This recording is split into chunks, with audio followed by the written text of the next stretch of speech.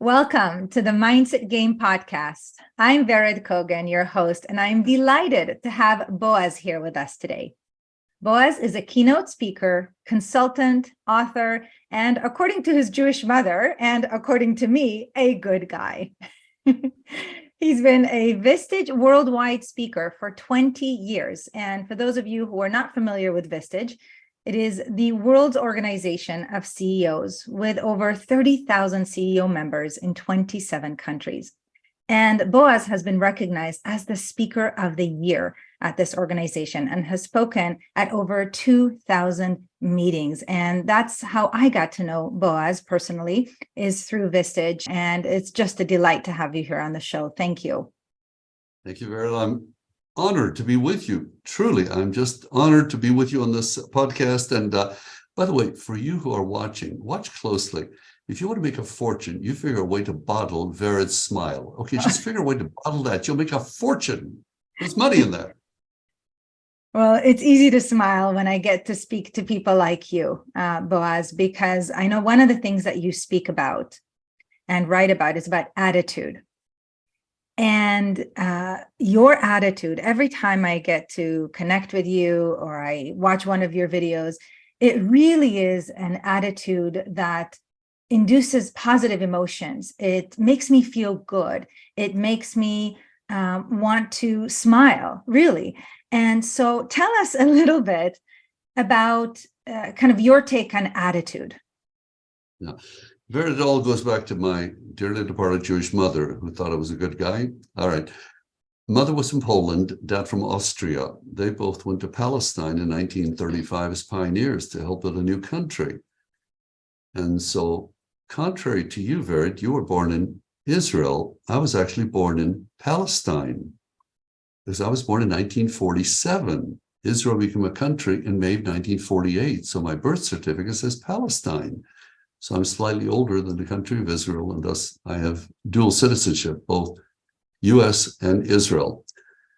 And so my mother, who lost 4 brothers and sisters and her parents in the Holocaust, just like that, had the most positive attitude of anybody I've ever known. So Vered, as I teach, and by the way, those of you watching, you'll want to take notes, please take notes now. Let's start with, please write down, I will have a good time. Can we start with that? All right, frankly, I have such a good time, Vered. I never miss one of my own events. And so please write down, everybody, attitude is everything. It's not a part of the thing. It's not a majority. It's everything. Would you agree, Vered? It's everything.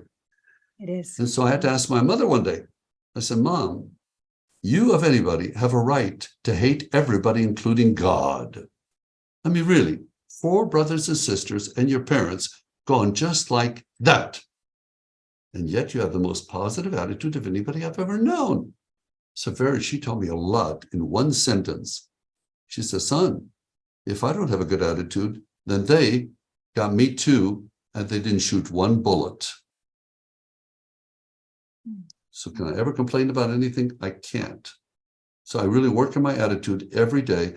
And even though you and I teach mindset and all of that, Vered, I have to rebuild my attitude every day. Would you agree, Vered? I'm not automatically in a good mood. I'm not. Maybe things didn't go well the day before. Maybe I didn't sleep well. I'm upset about something. So I have to rework my attitude every day because it's everything. It's everything. So that's my feeling about attitude. And that's why I learned it from my mother. Wow. Well, it is pretty extraordinary to see somebody that's coming from a situation, an extreme, horrific situation like that, able to shift and choose to have a more positive attitude.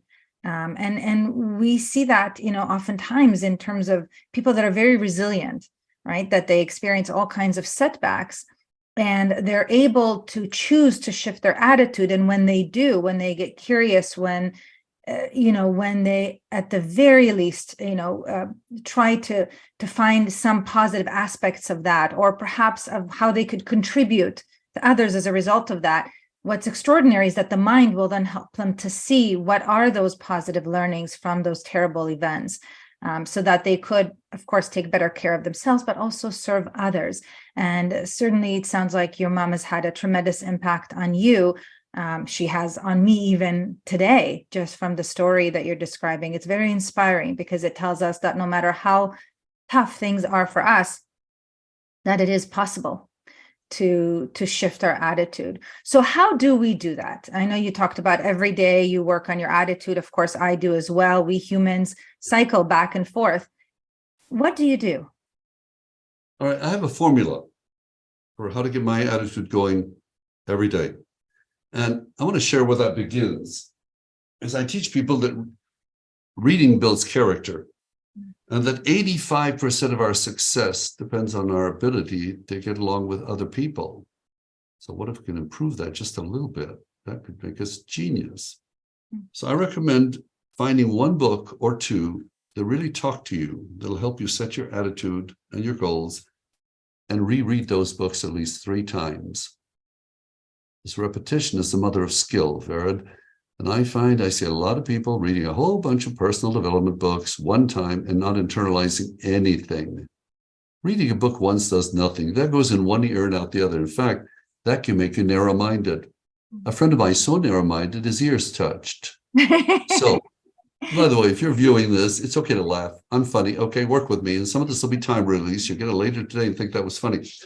So I am accused in Vistage, Vered, of bringing very old ideas. What did you get in the modern digitized world, Boaz?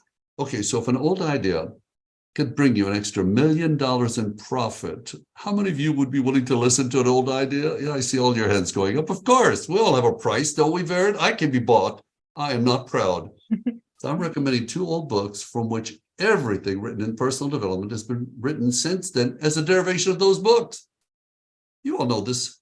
How about How to Win Friends and Influence People by Dale Carnegie? Foundational book.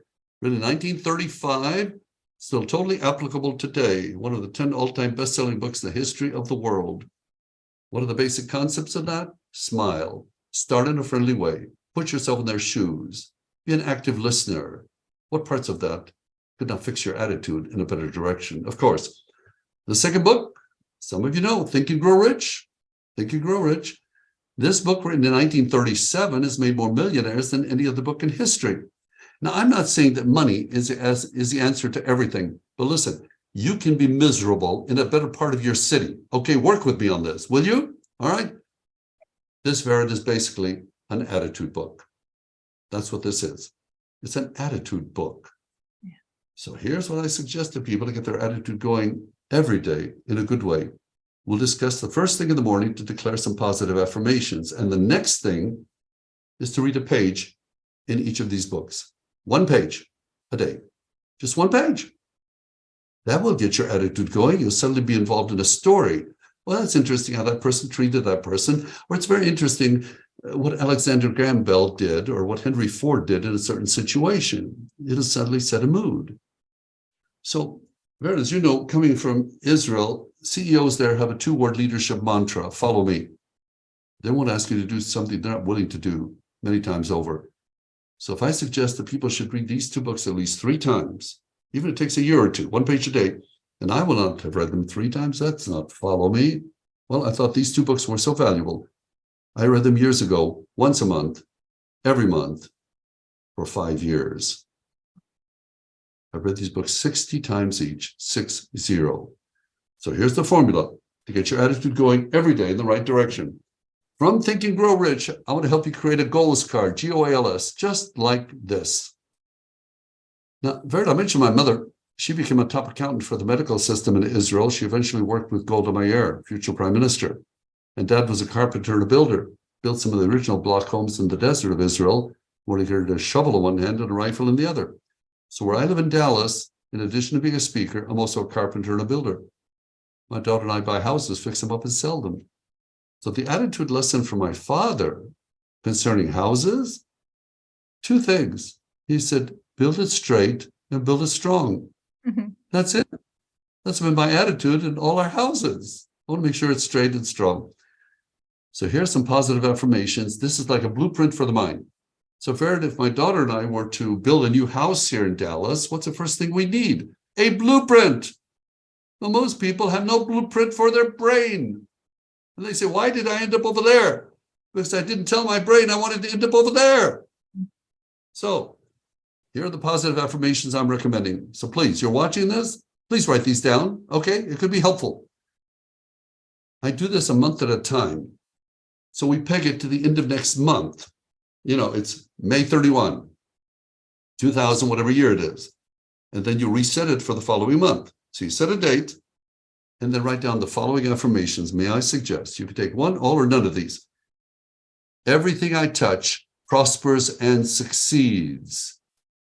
Ver, don't you think that is an attitude-setting affirmation? Wow. So it's May 31, 2000, whatever. Everything I touch prospers and succeeds. The next affirmation, I have a great positive attitude every day. But boss, I don't. Okay, would you like to? Can we just fake it till we make it? Okay, pretend until. So it's May 31, 2000, whatever year. Everything I touch prospers and succeeds. I have a great positive attitude every day. The next affirmation, I make amazing things happen daily. Do you see how we're building your case in your direction? We're building a very strong case for you to have a great attitude. So it's May 31, 2000, whatever. Everything I touch prospers and succeeds. I have a great positive attitude every day. I make amazing things happen daily. And then add one more of something you want to change about your habits. Let's say I want to lose weight. The affirmation might be, I eat healthy every day and enjoy exercising regularly. I eat healthy every day and enjoy exercising regularly. What if I want to be more disciplined? I am highly disciplined. What if you want to focus on the most valuable things? I focus on the most valuable things each day. Whatever you want to change about you, I'm a calm, peaceful, and patient person if you find yourself stressed out. And then get a picture of a reward, something you would do that's fun at the end of that month when you see these changes happening. Because as Napoleon Hill said, the mind responds to rewards. Because if I keep doing Vered and I never get a reward, eventually I want to give up. Why am I working so hard? So for me, it's an island off of Belize where I was flown to speak a number of years ago by a Vistage company. It's called Key Chapel. So here are the 4 elements to make this whole thing work together, Vered. Please write these down. For the card, you have a date, 1 month at a time, a goal, the things we wrote down that we want to change or improve about our attitude, a reward. In my case, I'm going back to Key Chapel, and an emotion, I am excited. Napoleon has said, add fire to your feelings. So a date, a goal, a reward, and an emotion. Type only what you can put on the back of a card, because a lot of people make mistakes. They have this whole page of things they want in their life and all these pictures of everything. I have no idea what we're focusing on, okay? That's too much for me. But I'm a little boy. I got a problem. You got a simple solution. I might do it. You make it too complicated, I guarantee I'm thinking about ball and go home. We're not going to play. So only what you can put on the back of a card and not tiny, tiny type, okay? Get a picture of your next word, put it back to back, get it laminated. And then declare your affirmations, the first thing every morning and the last thing every night without analysis, and look at your picture. Declare your affirmations and look at your picture. The first thing every morning, the last thing every night. And then the morning after you declare your affirmations, read a page a day in each book. That's my whole formula, Vered. Sounds simple, doesn't it? Am I asking too much? Too much time? What do you think, Vered? I think it's brilliant. I think that when we wake up in the morning and right before we fall asleep, our brain is more suggestible, more malleable, and that is the perfect time to program what we want rather than what we don't want, which is oftentimes the thoughts that we have throughout the day. And certainly, as you said, I mean, the unconscious mind learns through repetition. And so when we can repeat what we want in a more coherent state, that will program the mind, and then we get to have thoughts that are aligned with that, ideas, and feel motivated, inspired to take those actions. Absolutely. No, Vered, and please write this down, everybody. Whatever I focus on expands. Am I right, Vered? Whatever I focus on expands. And what is the average person focusing on? Well, you know, I've got a tough meeting today. I'm really worried about that. Things just don't seem to be working out recently for me. I can't save money. I can't get ahead. They're doing exactly this, but in the wrong direction. Am I right, Vered? They're doing exactly this, but in a direction they don't really want. Do I want this to be a difficult day? Do I want that meeting to be difficult? No, I don't. Yeah. So here's another concept that goes with the attitude, Vered. Everyone, please write down. Words are previews of things to come. Words are previews of things to come. We go to the movies, they show us previews. They're not just toying with us. Those movies are really coming. Words are previews of things to come. and they become my reality. Mm.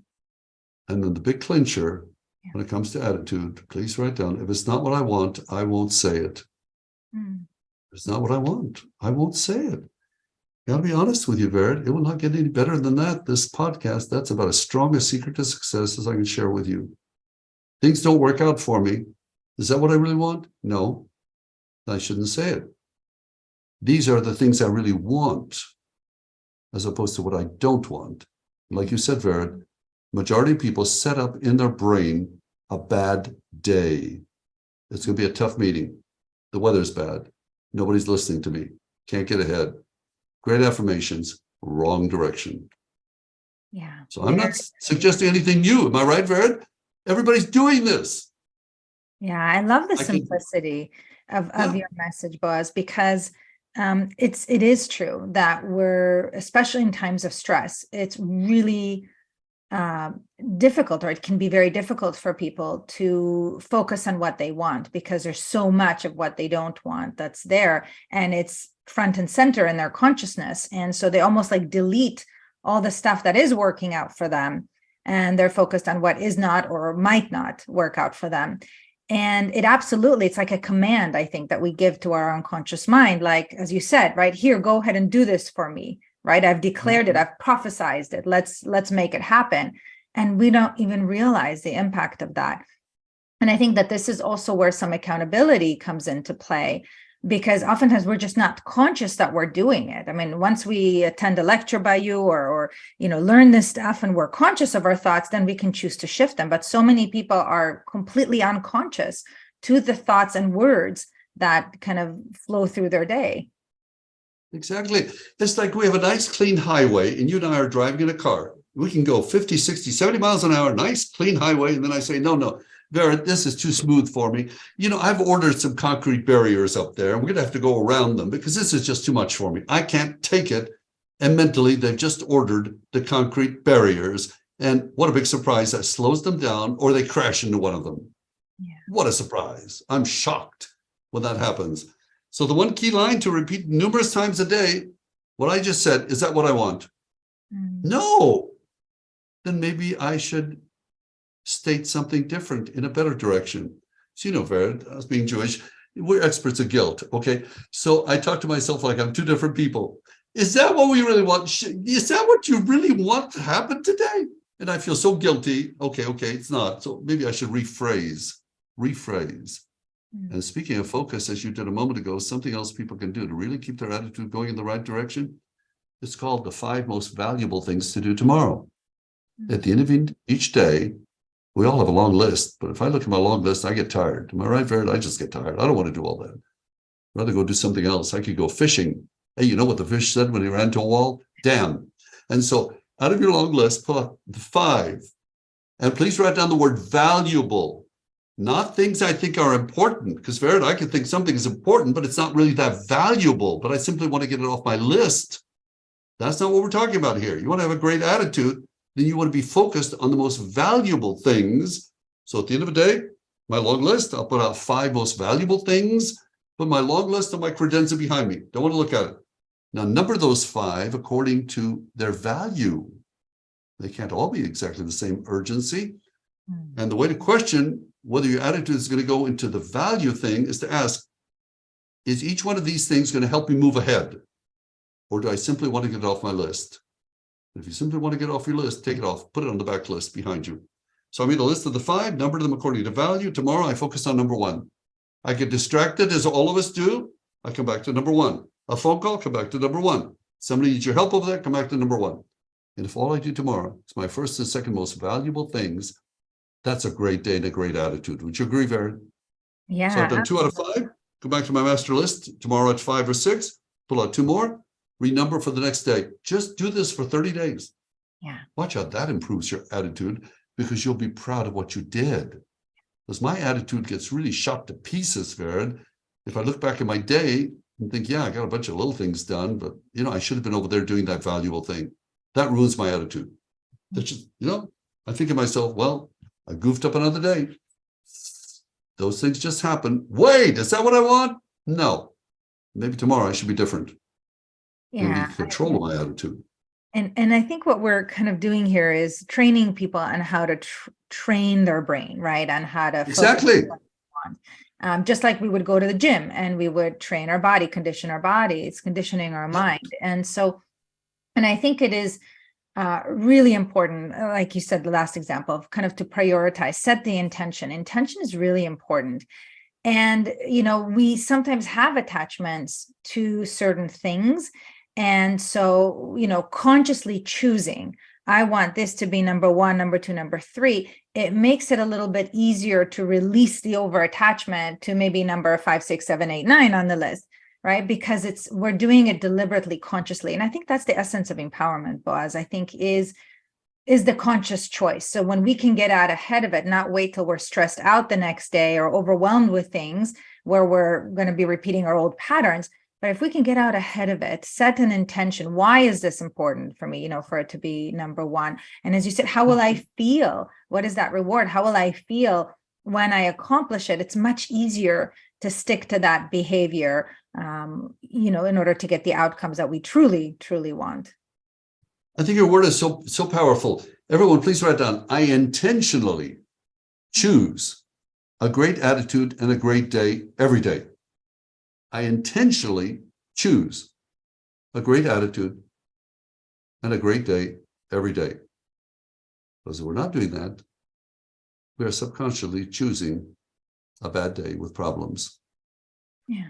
Sorry, a little too strong? Hey, you didn't come here to get mamby-pamby stuff, okay?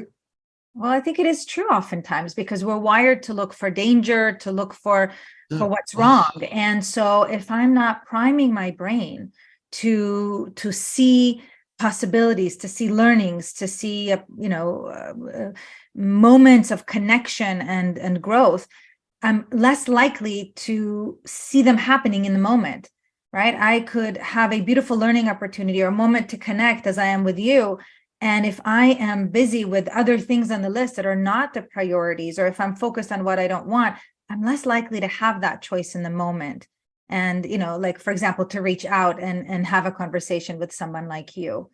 And I think that the emotions here are important as well to touch on, because oftentimes people will say, well, yes, I can focus on what I want, but then I still feel that guilt or that shame or whatever it is. So what suggestions do you have for us to be able to be with some of those emotions? Okay, and all of us have emotions that run like roller coasters. I can be fine right now. 2 minutes from now, I get upset about something. I don't even know what. And suddenly my emotions change. But I can't afford my negative emotions. No matter how much money I have, I just can't afford them because they take me backwards. Positive emotions get me going forwards. So what I want to do for every one of you is make you a car with no rear view mirror. Okay? I grew up on a farm in Israel. There were horses who had blinders on. Why do they have blinders? Those things that keep them from looking right and left? Because horses have peripheral vision. I mean, they can see to their sides. They can get spooked. Well, so can we. If I look around, especially if I look backwards, I could get spooked. And I can ruin my own attitude by negotiating with my past.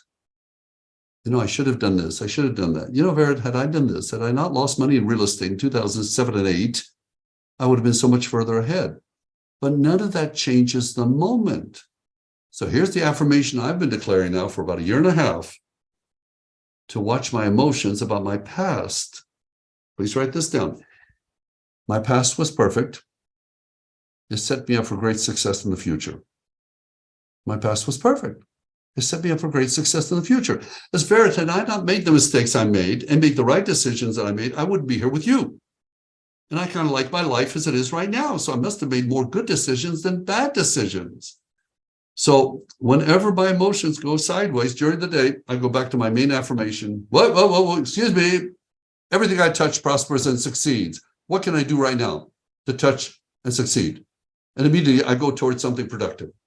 So those thoughts come to me as much as anybody, those negative emotions, those simple things that I should have done, should have, could have, would have. No, I talk to myself like two people. That doesn't help us. Yeah. So a key question when I have emotional moments is this: what's the most valuable thing I should be doing right now? Even with my list of 5, I'm frazzled for whatever, got upset about something. Somebody wasn't nice to me. What's the most valuable thing I should be doing right now? And sometimes, Vera, the answer is go take a walk. Okay? Yeah. My attitude is not good at the moment. I'm going to go fix it. I'm going to go take a walk. Go take a walk, come back. I'm back. So I'm not automatically all day in a good mood. I'm not. My emotions go like a roller coaster. But I just can't afford to stay there. Yeah. And I think the key is to stay there, because Yeah.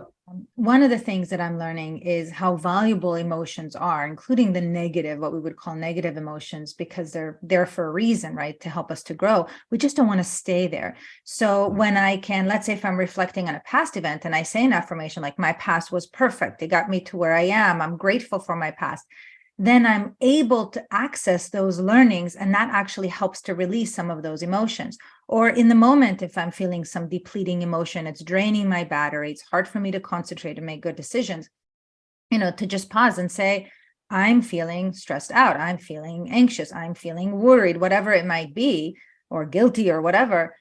And then to say, what can I do about this? As you said, maybe I should go take a nap, take a walk. Maybe I should, focus on something else that brings joy to me or others. The idea here is, I believe, is even before doing the doing, is to just pause and label the feeling. Yeah. Also, a word of caution about that I found that can help me with my attitude. If I say I am upset, I am depressed, then there's no need to even try. Yeah. But what if I restate it? I was upset a few minutes ago. I was depressed a few minutes ago, but now we're doing something about it. That allows me to change. So I'm very careful with the words I am, because that gives my brain power. Yes. And if it's negative, in the wrong direction. Does that make sense? Oh I my just say, I was goodness. upset a few minutes ago. I was really depressed a few minutes ago, but I'm going to go take a walk now. So it means I'm shifting. But if I say I am, well, let's just sit here and have a pity party. I used to send out invitations to pity parties, Vered. Nobody showed up. I had hors d'oeuvres, I had Coke, I had soda. Nobody shows up for my pity parties. Half the people out there don't even care about my problems, and the other half are glad I've got them. So I stopped having my pity parties. Nobody shows up. Yeah. And really, everybody's going through similar struggles. Come on. I kept thinking everybody else is perfect. I'm the only one. And then I learned that you've got similar challenges than I do. Makes me feel human. So everyone, please write down. It's not what happens. It's how I react. That's right. Listen, I've almost died 3 times in my life. I'm lucky to be alive. So when I tell anybody I'm glad to see you, I'm glad to see anybody, okay? But those were just moments. That's all. I'm fine now. No big deal. And my attitude all 3 times saved my life. So there we have it. So there we I thought have of my mother, really? Just because I walked in a hospital emergency room at the age of 29, perfectly healthy, and would have did cardiac arrest with a heartbeat of 400 beats a minute? Okay. Even as they were about to shock me with electricity, because I was about 10 seconds away from dying, I took it to the doctor's sleeve. Listen, doc, I'm just curious. Am I having a heart attack? He said, shut up and leave me alone. Boom. Oh, excuse me. Just want to talk to someone. No need to be rough with me. Nah, I was fine. They found a rare heart condition, which was cured in 1991 in open heart surgery in San Diego. The second day was the first day the anesthesiologist accidentally cut my carotid artery. So they stopped the surgery so I wouldn't die. So I just simply asked them at the end of the first day, listen, can we be a little more careful tomorrow? That's all I asked. And they had knives. I had no weapons. So they took my heart out, fixed it, put it back in, gave me a 100,000-mile warranty, and I'm fine. Big deal. No big deal. I'm here. That's right. You are, and you've got an incredible story and incredible humor to share as well, which lightens all of our attitudes as we hear stories like that. And I think that I want to come back to what you said around like, I am depressed, I am, because I absolutely believe in what you're saying. I think that, the way that I sometimes frame it is, a part of me feels something like, let's say I really am still feeling worried. about something, then I can say a part of me feels worried, right? So that I realize it's not the whole of me. Yes, there is a part of me, and what can I do about it? What can I do about it? Maybe what information do I need to soften some of that worry? Maybe I can go for a walk, or whatever it might be. And I think that words have power, and I think that's why I love your message so much, is because whether it's the words that we say to ourselves as our inner voice, or the words that we speak to others or write down, that's another form of speaking it, communicating it. It absolutely does set the stage for what we're going to experience in the physical reality. And what do you think that our listeners really need to know specifically around the power of words? I know you've shared with us a lot around affirmations and so on, but what else do you think is really important? What you just said, the word worry, that'll shorten people's lives. So here's the idea of how to stop worry in its tracks. It's from another book that Carnegie wrote, How to Stop Worrying and Start Living. So he said, whatever you're worried about, write it down. Write it down. What are you specifically worried about? Okay, I'm worried about X. Fine. Step 2, write down what's the worst that could happen. Well, if this is the worst that could happen. Fine. Step 3, write down what you would do about it. Yeah. What would you do about it if the worst were to happen? And the moment you go through those 3 steps in writing, Vera, the worry stops. Exactly. Because worry is a bunch of thoughts going in circles in the mind. Yes. It can go crazy. Most people's minds are like concrete, all mixed up and well set. And so get it out of the mind and onto paper, and we immediately stop the worry cycle. And if you have to do this 5 or 10 times a day till you get control of this, eventually you'll be able to do it in your mind just like that. Okay, I'm worried about X. What's the worst? This could be. This is my plan. Boom, we're gone. And that gets me back to a good attitude. Because anytime I spend worrying, it's taking me backwards. Am I right? It takes me backwards. What a beautiful exercise, Boaz. It works. It does work. And I think that acknowledging, even just taking a moment to write down what I'm specifically worried about. First of all, it sometimes even just doing that helps us to see that sometimes we over amplify things, because of that, we over focus on something to the neglect of other things. And sometimes, just acknowledging, right? I feel worried. What's the worst that can happen? What can I do about it? Then it brings us back to a place of empowerment. And it starts from not ignoring the worry, but rather looking at the worry. But then, as you said, not staying there, doing something to be able to shift our attitude, shift our perspective, and take better care of ourselves. Yeah.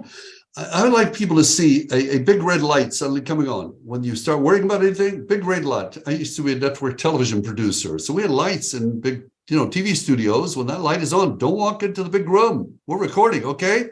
So I want people to see a big red light just going in circles, big red light, and a siren going off. If you open up a door sometimes in a big movie studio, bells will go off because a lot of money is happening in there. So I want you to see a big red light going in circles, alarm going off. And I want you to see a clock on the wall, and it's like in the old service stations, when you put the money in and you pump the gas, you see those numbers rolling. I want you to see numbers rolling on the wall, and that's money you're losing. That is money you're losing. Every second you're allowing this to go on. So it means grab a paper, write it down. And by the way, Vered, I should truly apologize right about now. I'm a certified hypnotherapist. That whole business about the red light and the siren and all that in the wall clock with the money, that was wrong of me. I apologize for doing that. I truly apologize for putting that so strongly in your brain that you cannot afford not to think about it the next time. So, Vered, I'd really appreciate if everyone would just forget to witness this last testimony about that whole business with the light and the bell and all that. That was wrong. Right. So at least I've apologized. Yeah. Brilliant. I love it. What a strong anchor. It really is. And sometimes we need that. It interrupts that pattern. And then we're able to shift and reset. Acknowledge where we are and shift into an attitude that's going to help us to get to where we want to go, rather than, as you said, moving in the opposite direction. Exactly. It's like if you and I were to get into a boat on a lake and we want to go to the other side, and if we have no rudder, we're never going to get there. What's wrong with this boat? Wait a minute, Vered, this has no rudder. We go back to shore, we get a rudder, put it on the boat. Now we can go across the water. but people operate their attitude, their brains, their words without a rudder. Why did I end up over there? Because I didn't tell the world I wanted to end up over there. No rudder.